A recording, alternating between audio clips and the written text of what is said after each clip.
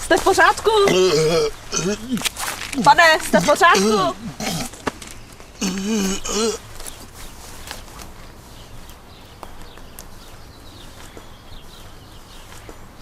Záchranná služba Praha. Dobrý den. Tady je muž a potřebuje pomoc. A kde jste? Ulice Lehockého, Praha 17 a tady vedle je škola. A co se stalo? Nevím, leží a nemůže mluvit.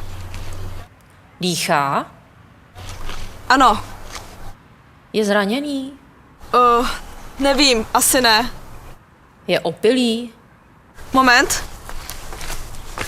Pane, jste opilý? Není, ale nemůže mluvit. Tak posíláme sanitku. Prosím, počkejte na místě.